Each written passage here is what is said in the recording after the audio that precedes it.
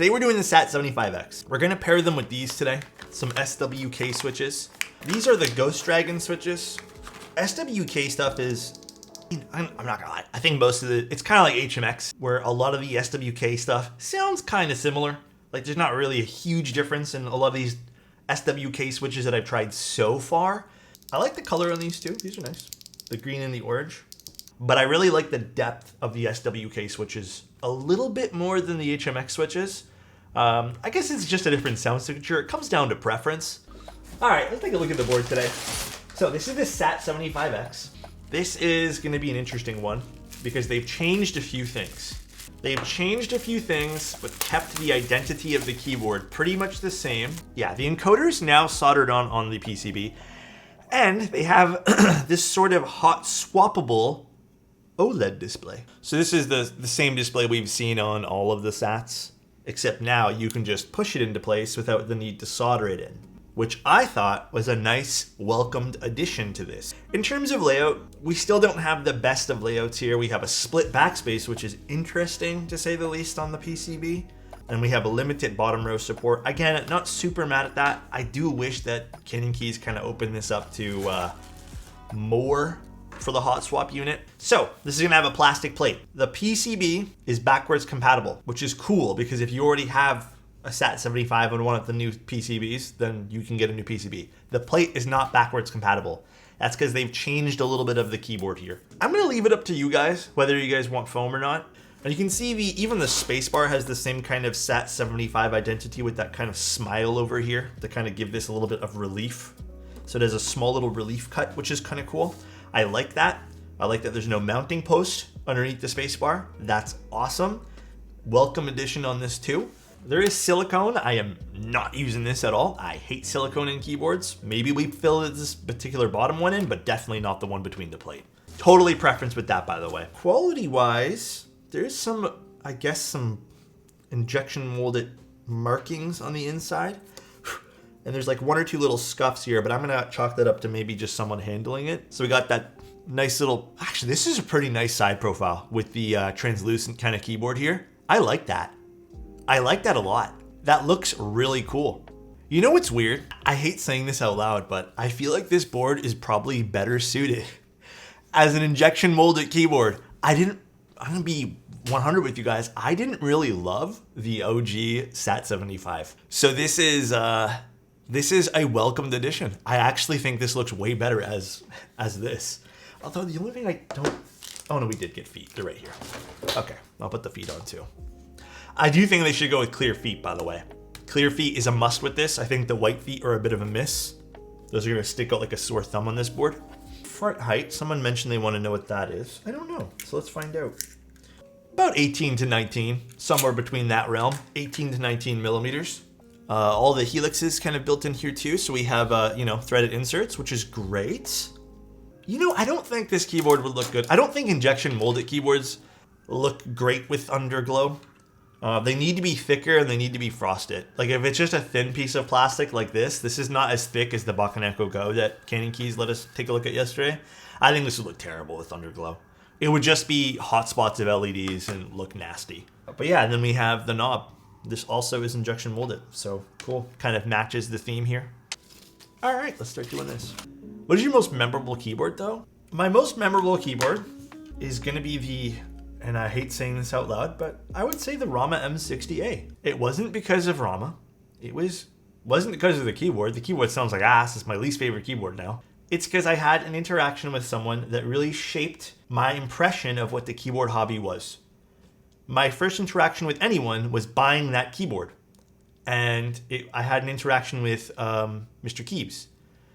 And he really showed me how nice, like he was so helpful. I had so many questions. He didn't have to answer any of these things. And he sat there and he explained to me so many things of what I wanted to know about not even just the keyboard I was buying, but I don't know, I had some nerves buying it because like it was an expensive purchase. But he really shaped my interaction with the hobby. I've always said that, like he's such a nice guy. And I think that's kind of my favorite for that reason. Interesting. So this is very much like the Icky. It kind of has these removable pieces. Oh, I kind of like what they did here. because I thought that was a really good idea in the the Wuche Iki Aurora. So you can actually pick and choose where you want all of these. Yeah, this is very much like the Wuche keyboard. Remove the sides. I'm thinking about it. I'm thinking we get some extra flexibility and remove these. Very cool. Very, very awesome. So you can get a little bit of a different tonality or feel depending on how you do these. Again, everything's pretty much soldered for you here. This is soldered. This has a hot swap option too, so you can just hot swap it. This does seem to have a bit of play up and down, so you probably want to align this, then close it up. That flush fit, yeah, this is, they did this pretty well. Good for Canon keys here. It might actually not sound terrible with the silicone because the switches we're using are very bright. We're gonna try a few different ways to build this up. Does this function? Oh yeah, okay. There's the little bongo cat type thing. The more popular thing about why people built this board, I always feel, has a little words per minute type thing, or I guess it's not really a good indicator of words per minute, but more like clicks per minute type thing. Yeah, it's a super neat little feature. I'm glad they put this in stock because back in, you know, when this was a popular board, you really had to make sure that you flash this beforehand and whatnot. Does the PCB still allow for a battery? I saw a battery slot on this. It was right there. So you can get a battery with this too. It's a pretty looking board though.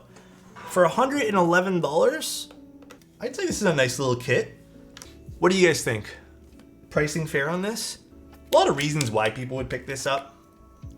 In terms of what it's comparable to, I feel like this falls into like the Bauer Light, you know, even their own keyboard, the Bakaneko Go, maybe even competing against some of the QK builds. I will say, if you're just looking for a pure value of what you get, I would still probably stick with going with some of the Neo series and Lumen Key series for $100+ at that point there, within the realm of it anyways. You're gonna get something aluminum and a little bit more high quality. If you wanted something fun, I feel like this is kind of your go-to for that. Hold up that sound. I mean, yeah, a little tease, but they haven't put all the keycaps on quite yet, so I don't want to jump the gun here. What do you guys think? This is real cute. So again, not a whole lot that I disliked about this. I loved the knob being already soldered in. I get the audience this is definitely catered toward. Love the OLED being basically hot swap in this case. Dare I say it, I think I like this a little bit more. I mean, I think the Bakaneko Go is targeted towards a totally different audience, but I sort of like this more than the Bakaneko Go already. Is everything like aligned nicely and looking straight too? It does look better in terms of that. The Bakaneko Go had that slight curve to it. Seems to have done a better job with this one. This looks great. Look at that. The knob has a D on it. Okay, you know what, guys? Oh, wow. Hold on a second. This looks great, by the way. Look at this. This looks fantastic. Let's take a look at what this sounds like now. Impressive. Hold on. And this is with no foam, no silicone. I like this.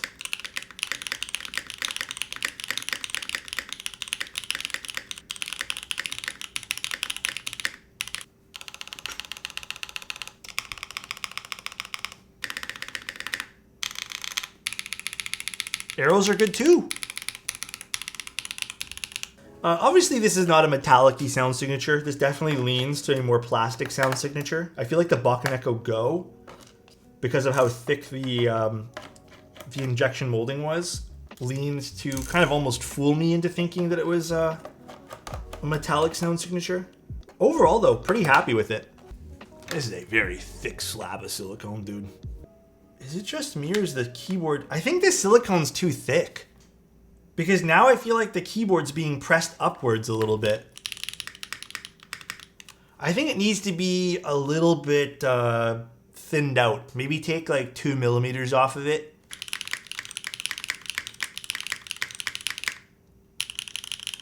I don't know. It doesn't sound like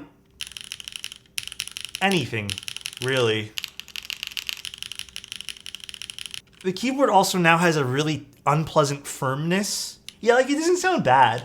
Some of the mods sound flat now. But I think typing feel wise, this is not my cup of tea. I think I'm on the boat of I don't really care for the silicone. I think that's to be expected though. But did you guys want to try it with the foam in the bottom? This might be flopping around in the bottom, but I think this is their best project so far. This is fantastic.